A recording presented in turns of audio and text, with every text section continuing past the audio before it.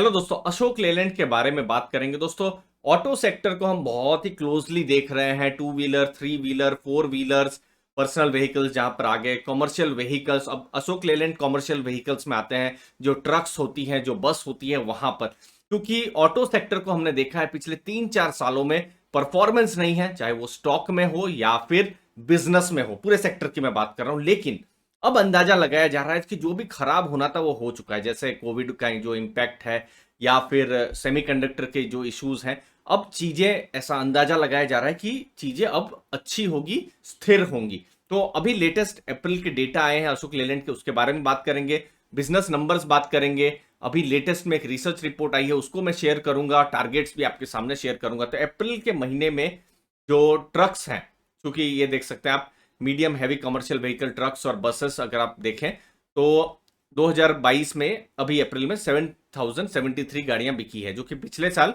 3983 गाड़ियां थी। अब रीजन ये भी है, देखिए एक और चीज है, पिछले साल अप्रैल में बहुत सारी इकोनॉमिक एक्टिविटी इसलिए भी नहीं हुई थी क्योंकि कोविड की वेव चल रही थी। तो फिर भी 78% का ग्रोथ है। अब इसमें लाइट कॉमर्शियल व्हीकल को भी अगर आप ले लेते हैं, जो छोटी गाड़ियां होती हैं, कंपेरेटिवली बसों से बड़ी, सॉरी बसों से छोटी या ट्रक से छोटी, तो उनको भी अगर आप ऐड कर लेते हैं तो 41% का ये ग्रोथ हुआ है। 7961 था पिछले साल जी, इस बार 11197 है। मार्च के महीने के साथ कंपेयर करें तो ये कम ही है। 18556 गाड़ियां थी। अब यहां पर इंपॉर्टेंट है, मार्च के महीने में क्यों कम थी, रीजन भी है।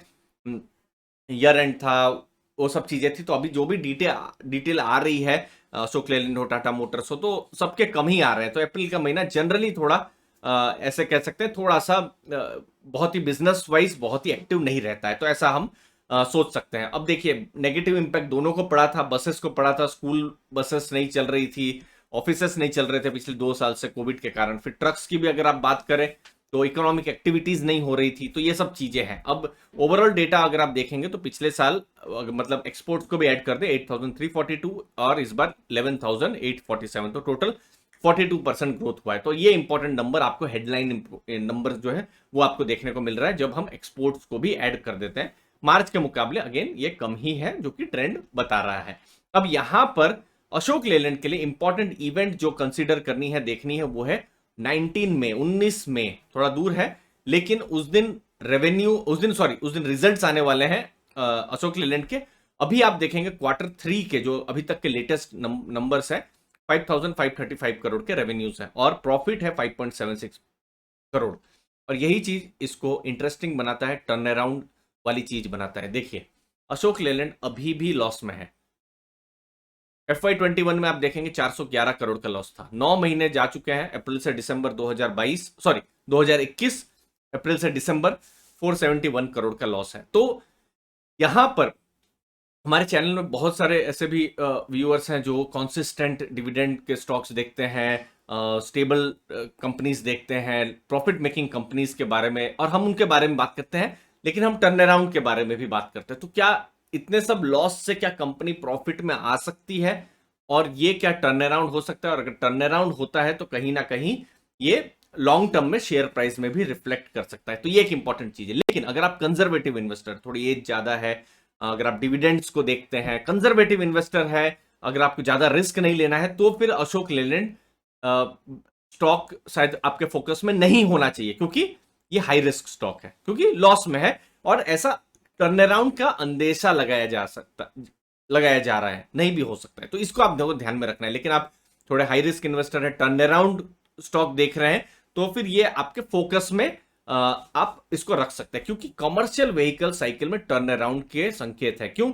रीजन है, बहुत ज्यादा यहां पर अगर आप देखेंगे, केपेक्स है, गवर्नमेंट स्पेंडिंग है, प्राइवेट केपेक्स है, वहां पर बहुत ज्यादा फोकस है। मतलब रेल है, रोड है, इन सब बनाने के लिए, इंफ्रास्ट्रक्चर बनाने के लिए बहुत ज्यादा जरूरत पड़ी, खर्चा हो रहा है गवर्नमेंट की तरफ से। और यहां पर डायरेक्ट अगर किसी को बेनिफिट मिलता है तो वो है कमर्शियल व्हीकल्स को। और कमर्शियल व्हीकल्स में ऐसा नहीं है सिर्फ अशोक लेलैंड है, उसके अलावा टाटा मोटर्स भी है, दूसरी भी कंपनियां हैं। तो इसीलिए Q4 19 तारीख बहुत ही इंपॉर्टेंट डेट रहने वाली है। और रिजल्ट तो हमको पता चलेंगे ही, लेकिन मैनेजमेंट कमेंट्री की वॉच रहने वाली है। अभी मोतीलाल ओसवाल उन्होंने नई रिपोर्ट निकाली थी, जहां पर ऐसा देखने को आ रहा है कि अशोक लेलैंड मार्केट शेयर को, आप देख सकते हैं उनका मार्केट शेयर जो मीडियम कमर्शियल व्हीकल है, वहां पर कम हो रहा है। तो अभी कैसे ट्रेंड रह सकते हैं हमको पता चलेगा। उसके अलावा वॉल्यूम्स आप देख सकते हैं, बिल्कुल वॉल्यूम्स गिरे हुए हैं। मतलब 1 लाख गाड़ियां थी FY21 में, इस बार भी बहुत ज्यादा नहीं है, लेकिन एक्सपेक्टेशन है कि ये सब वॉल्यूम्स जो है ये बढ़ेंगे। उसके अलावा ग्रोथ परसेंटेज देखिए, ग्रोथ तो 2020-21 में कम ही हो गया था कोविड की वजह से। इस साल ग्रोथ है, लेकिन अगले 2 साल में और ज्यादा ग्रोथ, 40% 25% के हिसाब से ग्रोथ होने की उम्मीद है।